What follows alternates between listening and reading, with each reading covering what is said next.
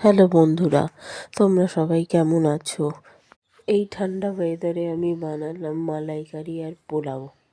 মালাইকারি বানাতে প্রথমেই আমি চিংড়ি মাছগুলোকে ভালো করে ধুয়ে নিয়ে নুন হলুদ মাখিয়ে রেখেছিলাম। তারপরে সর্ষের তেলে মাছগুলোকে ভাজতে দিয়ে দিলাম।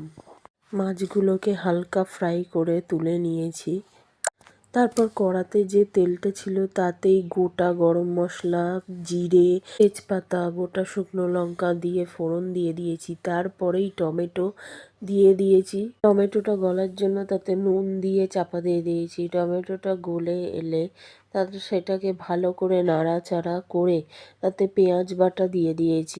পেঁয়াজ বাটাটা হালকা পিঙ্ক কালারের হয়ে গেলে তাতে আদা রসুন পেস্ট দিয়ে দিয়েছি। আদা রসুন পেস্ট দিয়ে ভালো করে নাড়াচাড়া করে একটু গরম জল একটা বাটিতে নিয়ে ড্রাই মশলাগুলো সব দিয়ে দিলাম। ড্রাই মশলার মধ্যে হলুদ, ধনে, জিরে, শুকনো লঙ্কা, কাশ্মীরি রেড চিলি পাউডার, নুন, চিনি সব একসাথে দিয়ে ভালো করে গুলে সেই মশলার পেস্টটা আমি রান্নার মধ্যে দিয়ে দিলাম। দিয়ে ভালো করে নাড়াচাড়া করে আমি আর একদিকে পোলাওটা বসিয়ে দিলাম। ততক্ষণ ওইদিকে চিংড়ি মাছের মালাইকারির মশলাটা হবে আর এদিকে আমি পোলাওটা করছি।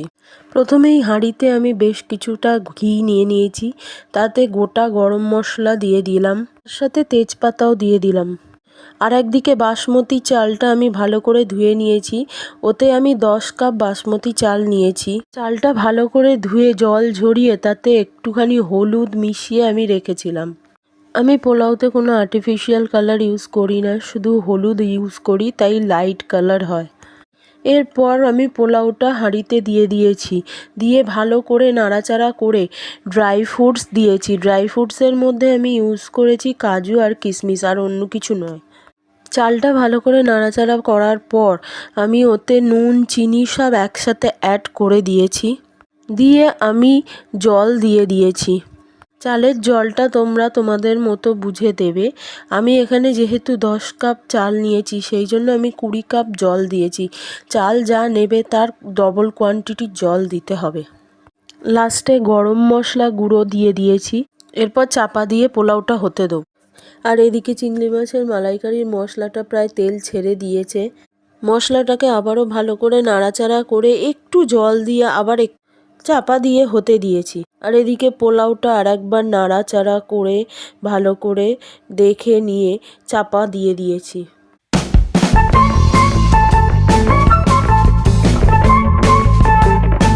এরপর চিংড়ি মাছের মালাইকারির মশলাটা প্রায় হয়েই গেছে। আমি দুধ দিয়ে দিয়েছি।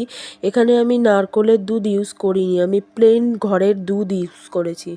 দুধ দিয়ে ভালো করে নাড়াচাড়া করে অল্প একটু গরম জল দিয়েছি 1 কাপ মতো, কারণ কোয়ান্টিটিটা বোঝার জন্য। মালাইকারিতে মিষ্টিটা আমি আগে দিয়ে দিয়েছি মশলার সাথে। মিষ্টি মিষ্টি হবে বলেই তাই একটুখানি মিষ্টিটা বেশি দিয়েছি। এবার তোমরা যেরকম মিষ্টি খাবে সেরকম পরিমাণে মিষ্টি দেবে। এরপর গ্রেভিটা ফুটে গেলে ভালো করে দেখে নিয়ে তারপরে মাছগুলোকে দিয়ে দেবে ভালো করে। চিংড়ি মাছগুলো দিয়ে ভালো করে ফোটাতে হবে। কিছুক্ষণ ফুটিয়ে তারপরে তাতে ধনেপাতা কুচি ওপর থেকে ছড়িয়ে দিয়ে নামিয়ে নিলেও হবে। আর তোমরা চাইলে ঘিও দিতে পারো, গরম মশলাও দিতে পারো। বাচ্চা খেলে গরম মশলা না দিলেও হবে, ঝাল লাগবে। আমি অল্প গরম মশলা দিয়েছিলাম।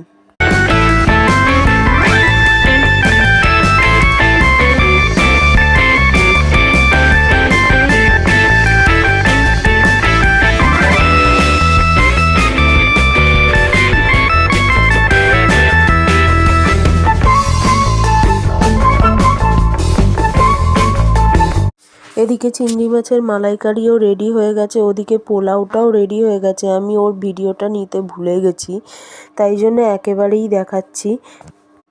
আমার ভিডিওগুলো যদি আপনাদের ভালো লেগে থাকে তাহলে প্লিজ ভিডিওগুলোকে like, share, comment and subscribe করুন। অ্যান্ড পাশে থাকা বেল আইকনটাকে প্রেস করুন যাতে আমার ভিডিওর নোটিফিকেশানগুলো আপনাদের কাছে চলে যায়।